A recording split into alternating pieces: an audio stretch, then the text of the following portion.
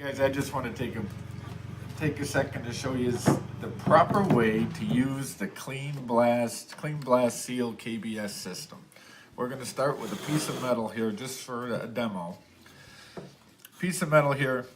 The other companies may tell you, oh yeah, you can paint directly over rust, but you cannot paint over anything that's going to give you orange rust dust. It's got loose and flaky. You can't paint over a dust. It just does not make sense. So we're going to take you through the proper steps here. You can either knock off some of this loose scaly stuff using a wire brush, a simple back and forth like this. Knock off that loose scaly stuff. You could use a Scotch-Brite pad. You could just knock off that loose scaly stuff with that.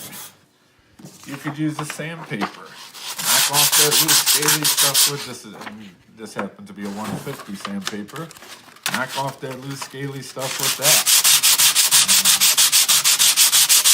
You can sandblast, whichever way works best for you, but just get that loose scaly stuff. You'll ultimately have a better surface or finish in the end, because you'll knock off a lot of these little high points, low points, be more even.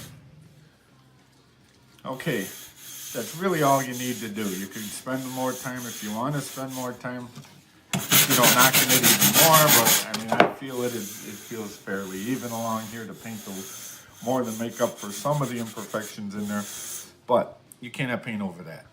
You can't paint over the rust dust, you can't paint over baby powder or anything like that.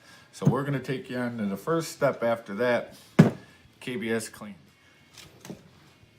Okay, we did our wire brushing. Now I've mixed up a solution in here of one part of the KBS cleaner degreaser, concentrate, to 10 parts of water. Mixed it up in here, shook it up a little bit. Now we're going to spray it on here. If this was greasy, grimy, oily, which this piece isn't, I might go 1 part of clean to 5 parts of water to make it a little more powerful. But all we're dealing with again is that rust dust, and we'll get that off real quick, and we'll clean the grease. Your surface can never be too clean for paint, whether you're using KBS or you're using another inferior brand. It's can never be too clean. So here we're going to spray a little on here. See if we can get the spray part. I left a section here that I'm going to just leave so we can kind of show before what it was like before, what it was like after. What I like to do, instead of just leaving it sit on there like that, is I like to take a Scotch-Brite pad and just kind of work it into it. This way it'll loosen any of that. It's going to give you a little finer, nicer surface later on. But when you do paint, it's loosening all that. It's dissolving any grease, grime, oil, waxes, tars, anything like that might be on the surface. Like I said, if it was really greasy, grimy, oily, we might do it a second time, but this is just a clean, dusty piece of steel. Okay, we're going to take it over to the sink now. We're going to give it a rinse.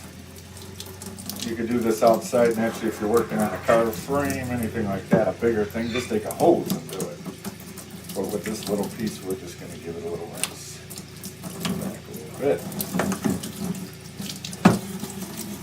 Rub it a little bit. Scotch-Brite pad, do that. Do a little rinse again. We're back here. We've rinsed this off in the sink. It's still a little wet. You can, on a nice sunny day, you can put it outside, let it dry.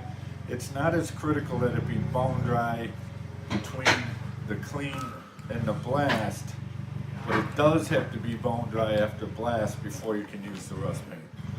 So we're going to just take this, open it up. Looks like we already hit the seal off. Stick this in. Always give it a little shake. Just give it a little shake before you use it and turn it on. Now we're going to spray it on here and get this all wet with it. All wet. The acids in this will dissolve the rust, we'll etch that steel. And I like to, again, put a little rust blast on the Scotch-Brite pad and work it in. The longer you keep it wet with this stuff, the more rust it'll dissolve. As long as it stays wet with this, the longer it stays wet, like I said, you can already start to see areas where the rust is dissolving and you're seeing the bare metal again. But to make a point, it doesn't have to be down, the whole thing doesn't have to be down to bare shiny metal like that. It doesn't need that. You got to get the loose scaly stuff off, which we did with the wire brush. You get it cleaned and greased, which we did with the clean, and got all that rust dust off. This is going to dissolve any other loose rust dust or whatever that was on there. When we rinse this off and we let this dry, it's going to be ready for paint. Okay, we're back at as long as the rust blast stays wet on the surface, the acid is working. Once it dries off, it's not working. So we took a little plastic, covered it up. Once we sprayed it down, covered it up to let it keep working a little bit. It's only been on about 30 minutes or so. So we're gonna just take this plastic off of here now. Don't need that anymore. I'm gonna, before I go to rinse it, I'm gonna give it one more little swipe with the Scotch-Brite. You don't have to do this, but I'm gonna do that. Okay. Good, we're gonna rinse it off. You can see the rust coming off on the bottom here as it's just dissolving and coming off. Again, I like to take a little bit of a Scotch-Brite pad, just give it one more loosening before rinsing. Okay, let's rinse it one more time. Okay. Now, I let the piece, after I rinsed it off in the sink there, I let it get bone dry. I actually put it in front of a little bit of a heater to get the excess moisture out of the surface. This piece, even if it sits in your garage, never is exposed to rain or anything like that. It's got trace moisture in it. It's just the humidity in the air, the ambient humidity in the air. It's absorbing moisture in the steel. So we dried it out real well. It has to be bone dry. It wasn't as important from the cleaning to the blast that it be bone dry, but from that blast to now RustSeal, gotta be bone dry. And people will say, you'll have people out there that'll say, well, man, you gotta get all that rust off of there. You don't have to get all the rust off of there. It's not gonna continue growing. You gotta look at it as like a plant in your house. If you deprive it of moisture and oxygen, which is the RustSeal is going to deprive this metal from moisture and oxygen, it can't survive. The rust cannot survive. It can't grow. It can't keep continuing. So, but that's the importance of making sure it's bone dry before you put this over it. So, you look, there's no more rust dust. It's not picking up rust dust like we were picking up before because the acid in the rust blast dissolved all that. So now we rinsed it, we let it dry. You can see it puts a thin layer of zinc phosphate on the surface deep down in the pits and the pores of all the metal here is a coating of zinc phosphate. You can really see it on the underside. The zinc phosphate buildup. This white is all zinc phosphate. Then it's giving you a layer of rust protection even before you put paint over it.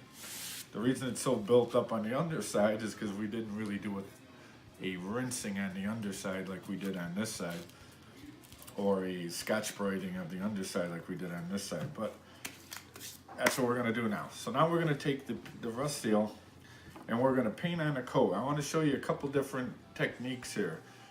And what preferably is the technique you want to use. That's why I put the little piece of tape down here to divide the two.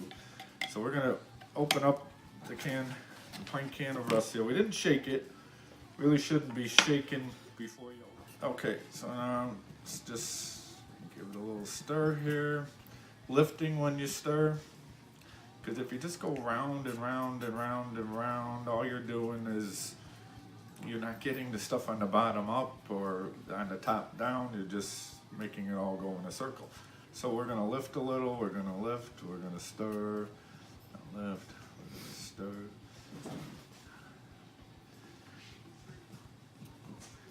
The whole KBS system is not rocket science.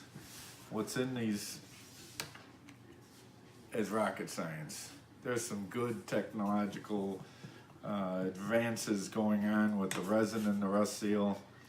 Additives to make it flow nicer, additives to give it even additional rust protection from even past formulas of RustSeal. Okay, so we're good on that. Gonna take a little brush. Again, you want to use the cheap brush.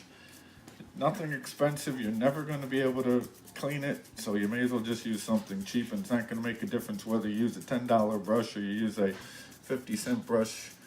It's more the technique in this. I usually hit it back and forth like this on these, knock any loose bristles off of there so you don't get a random hair in the coating. This side, I'm going to dip the brush. Well, normally we say don't work out of the can, but because we have unlimited supply of RustSeal, we're going to work out of the can. And I'm going to apply it.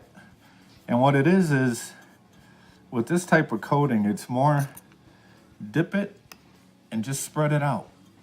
It's like dip it, get it on there, make sure everything's covered, spread it out. It's not the back and forth and back and forth and back and forth type of painting, which maybe you're used to in the past. We're gonna just dip it, turn the brush over, we're gonna spread it out a little.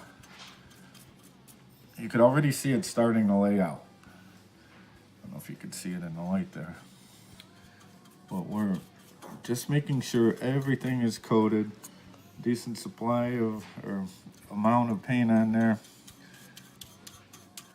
Spread it all out.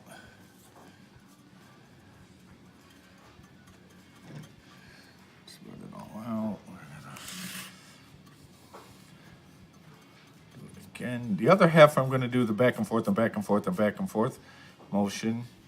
Here, I'm just going to lightly tip it all in one direction. Okay, I'm done with that side. Now on this side, I'm going to do, turn it around here because I'm right-handed. I'm going to do the back and forth method like guys like to do. We're going to just... I mean, it's forgiving, but every time you're stroking back and forth like this, you're allowing more and more of the solvent to be released from it, and it's speeding up the cure time. And with the solvent going out of it and speeding up the cure time, what's more or less going to happen is it's not going to allow the brush marks to flow out quite as well because it's curing a little quicker. Now,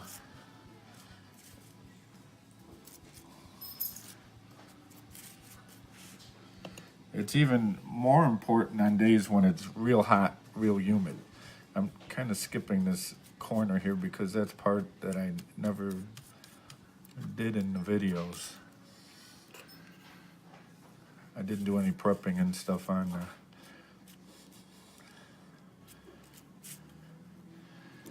This is what we'll do. We'll back and forth and back and forth. Now you can tell it's almost starting to set up just a little bit, getting a little gummy. And there you go. Both sides are done. We're gonna let that cure. Again, the cure time is gonna, it takes two things for it to cure, this paint. It needs heat, warmth, for the solvent to evaporate out of the surface here, evaporate out. And it needs moisture, it needs humidity. It's a moisture cured urethane coating. It needs humidity, which is the catalyst to kick off the resin. If you're working with this in the middle of winter and you're used to working with other paints, you think, oh man, I want to cure this stuff. I'm going to turn the shop up to 85, 90 degrees. I'll get this stuff cured. What you're doing is you're defeating the purpose. You're sucking out all the humidity. Yeah, you're providing you're providing the warmth that it needs for the solvent to evaporate, but the resin, you're depriving it of all the humidity in the air to kick off the resin. So, and if you want to turn up the heat on it, that's fine, but find a place to display or to put more moisture into the room, whether it's hosing down the floor a little bit so that as that water evaporates into the air, the resin picks it up and cures. Or you could put buckets of water, you could put wet rags around, something to increase the humidity in the room. Anyway, that's it. We'll come back later, see how it's flowing out. We'll probably put a second coat on to show you.